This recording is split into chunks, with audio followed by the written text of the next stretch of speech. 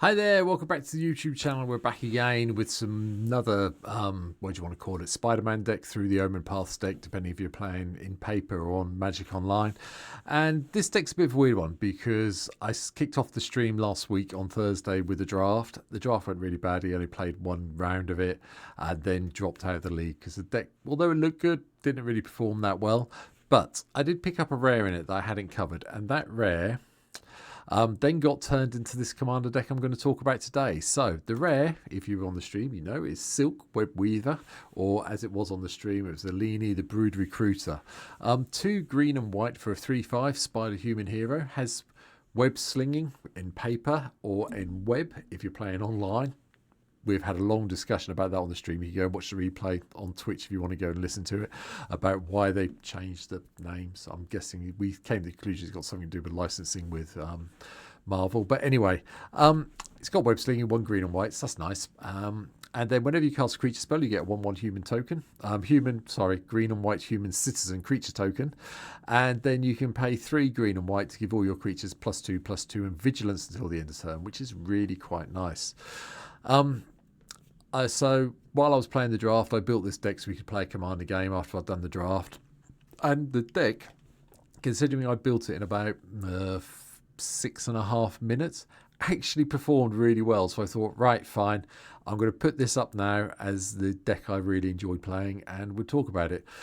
One thing I did learn, which I didn't know at the time, is the web slinging, M-web, whatever you want to call it, does actually let you cast the commander from the command zone for the web slinging or end web value. It does work as long as you've got the tap creature to return. Wasn't sure it would because it's not like Commander Ninjutsu and a few of the other things we've had there before. But yes, because you are casting it, it does actually work. So you still get your legendary creatures on the cheap. So, well, at least you do on Magic Online anyway.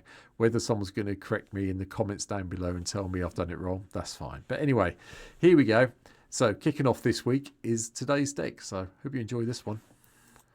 So at the beginning we have a battle, and the actual battle really did help me out in the game we played on the stream.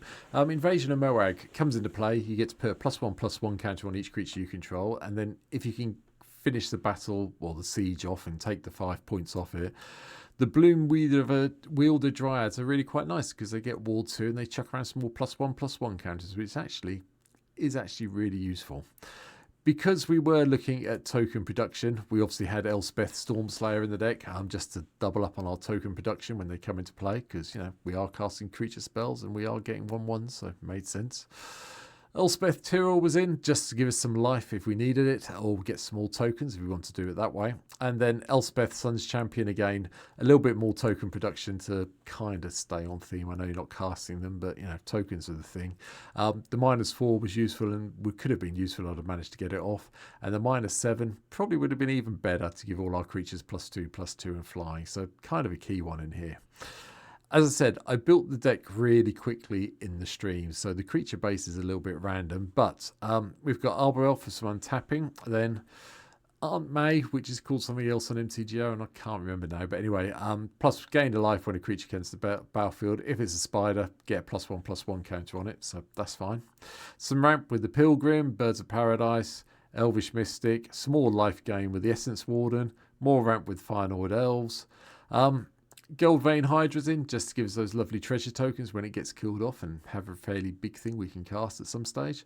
Or you can just cast it if you're really in a pickle and you've got Silk, well, whatever one you're playing. One of the commander in play, you can just pay 1 green mana and still get your casting creature spell even if it dies instantly. So you still get your 1/1 token. Guide of Souls turned out to be quite key for one of the attack phases. Because this is when another creature enters, you obviously get the energy and the life, and it doesn't matter if it's a token creature. And I built up my energy quite quickly to get in and smack someone over the head with a 5/5 Bloom Weaver Dryads. So that was really quite fun. And then Landwar Elves for the ramp, Ocelot Pride, a bit of a no-brainer. We want the tokens, we want the life gain, we want the Ascend. It's really good fun. Soul Warden for some more life gain. Voice of Resurgence was the last minute addition. You can take this out, put something else in if you want to. I had a slot left, wanted something else who created tokens. Voice of Resurgence seems like a plan. The Voice of Victory is also in as well. The mobilization and the little warriors you get, and then stopping everyone casting spells in your turn was probably in the deck for a really good reason. Halia, guided by light, so we can gain the life and hopefully get a bit of card draw if we gain 3 or more. And then the card that really did help was Kutsil Malmit Exemplar. Because we cast the battle, we got all the +1/+1 counters on it. We drew a whole load of cards that got us out of a bit of a bind. So, you know, because Silk or Alenni, depending which way you want to look at it, looks at when you cast a creature spell. There's quite a few other creatures in here that do that. The first one, Ultec Matter Weaver's in, so we got a whole load of gnome tokens. Then to help us keep our tokens on the go, I put in Sandstorm Salvager as well, just so we could chuck around some +1/+1 counters and give things trample. And 3/3 colourless Golem came into play and gave us a bit more energy and life because we did have the Guide of Souls in play at that stage. Didn't get to play the Scurry of Squirrels, but yeah, I'd have been happy to have done so, completely and utterly truthfully. Savala, Explorer Return, just so we can get a little bit of ramp on the go and a little bit of card draw and a little bit of life gain. Torrin's Fist of Angels is another one. Whenever you cast a spell, you get a 1/1 green and white human soldier creature token with training. So that would have been good if we'd ever get any of them off, but it didn't actually happen. But we did have Torrin's in play and get a few more tokens out of it. Benny Brax to get those little bit of card draw on the go, and we did convoke this into play, so that was nice. Meriel, Shield of Argive, bit of a no-brainer really with this deck, just we want the tokens coming into play. You also want to have the tokens in case you need to end web or, well, web sling or end web, depending which way you want to look at it, your commander back into play. The other version of Zavala, Eagle Trailblazer, again, because we cast creature spells, we get the mercenary creature tokens. Would have been nice to get it off, but we didn't see it. Spider UK is also in. Again, I can't remember what the alternate name is in MTG or Arena, but we did have this, and we were trying to get 2 or more creatures into play. Card draw and life gain, fine by me, especially with the amount of tokens we're creating. Defiler of Vigor, just to make sure all our green creature spells came in a little bit when we cast green permanent spells, we get some +1/+1 counters, which helps out with Kutsil. Then we had Elish Norn, Mother of the Machines, to trigger the permanents an additional time as well, especially with Silk or Alenni in play to get that extra token on the go. Exalted Sunborn was just another way of making sure we had even more tokens coming into play. God Eternal of Ketra, again, casts a spell, get a zombie. Yeah, a lot of cast triggers. That's what we're basically going for with this deck when I built it very quickly. Kamatra, God of Harvest, so we can go find the lands. Oja Kaslim, so we can go get a creature in a land.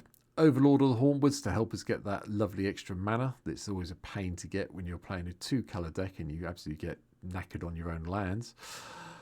Web Warriors, just to come in when this creature enters, you get to put small +1/+1 counters on each creature you control. So, if you do get the tokens resolve first because of how the stack works, this comes into place, so then you pump all the tokens you've just created, which is nice. Conclave Siege Captain, just so we had a bit of a big beta. Hollowhenge Overlord, just to give us some wolves every turn, maybe 1 first upkeep and then hopefully a few more after that. Again, another card that can be dropped and play, another one of the Spider-Man Omen Paths cards if you want to think of something that's better in green-white. Let me know in the comments down below. Ojatak Deepest Foundation, because who doesn't want to make triple the creature tokens that you're going to be creating? And then some, Avengers Zendikar, well, you just would really, wouldn't you? Yeah. And Overlord of the Mistmores, just so we can get the flyers in play. And then finally, the Vaultborn Tyrant, because we do have some creatures with power 4 or greater. And it just seemed like a nice way of having some stuff come into play to give us a little bit of life gain and card draw. And then we get a copy when it dies. It's a token, which is important. Sorceries, like I said, I built this deck quickly. So we had Farseek, Nature's Law, Rampant Growth, 3 visits for the whole let's go find the lands and get them into play and ramp. And then Finale of Glory, just so we could have a whole load of angels if we need them. Again, another card I put in quickly. You can drop it out if you want to, but I still like it. Instance, just the 3. Condemn, Path to Exile, because Condemn, just so we're aware, should be Swords to Plowshares. It's just that I found Condemn first when I was building the deck on the stream, so you can change this, but I've left the deck list as it is to show off what I built on the stream. And then a little bit of ramp with Soul Ring, Arcane Signet, and then the medallions to cut the cost of everything down. 7 enchantments in the deck, explorations, we can play more lands, bioengineered future, +1/+1 counters on our creatures when they come into play. For each land that's entered under our control, okay, we've got a few ways of getting additional lands in, so it does kind of work. Communal Brewing, just because I like the card from Bloomberg's Commander decks. yeah, people don't tend to let you put the any number of target opponents each draw card. They don't tend to let draw, but you got to try. Someone's usually desperate for a card that you get at least 1+1+1 on it, so it's quite good. Sylvan Scavenging, so we can chuck around the +1/+1 counters or get the raccoons when we've got creatures with power greater than 4. And then the traditional token doubling enchantments, Anointed Procession, Parallel Lives, and Doubling Season. Although not sure about the artwork on this version of Parallel Lives, but it is nice that Parallel Lives is at long last being reprinted, even if it is one of the bonus sheets in Spider-Man and Omen Paths and everything else. Lands, I kept it really quick. I didn't go into it too much. A whole load of forests and plains, as you can imagine. Blighted Woodland for a little bit of let's go find the basics we're missing. Some lands that give us extra lands so we can get the extra tokens into play off our Engineered Future. So Broker's Hideout, Cabaretti Courtyard, obviously Blighted Woodland, and then everything else, 10 forests, 10 plains, and the lands you would expect like Windswept Heath, Temple Garden, Sunpearl Grove, Thicket, Radiant Grove, etc. and Minas Tirith, because we do have a few legendary creatures, so we should be able to draw a card occasionally. But like I said, didn't really think about it that much, but when we played it on stream, it actually worked really well. So to kick off this week, that's my take on Silk Web Weaver or Alenni Brood Recruited, depending where you're playing it. Hope you've enjoyed it. Please let me know what cards I've missed out. Like I said, I built it really quickly on stream, and I have literally just finished the stream and recorded this video now. So, hey, while it's all fresh in my brain on what happened, I thought it'd be a good bit of fun. But like I say, let me know in the comments down below what I should be including, what I haven't included, what you'd like to see in the deck. Please hit the like button, hit the share button, hit the subscribe button. There's 757 now subscribed here, so thank you all of the people who have subscribed. The more the merrier. We've got other Spider-Man videos coming up this week. Well, tomorrow on Wednesday there'll be some. There'll be a different one on Thursday because one of the cards that just got added to MTGO itself. And then on Friday, there'll be a special video. For those of you on my stream, you know what's happening on Friday, but I'll do a video on Friday to explain it and say a few things. But for now, thanks for watching, take care, and I'll be back tomorrow with another one. Have a good one. Bye.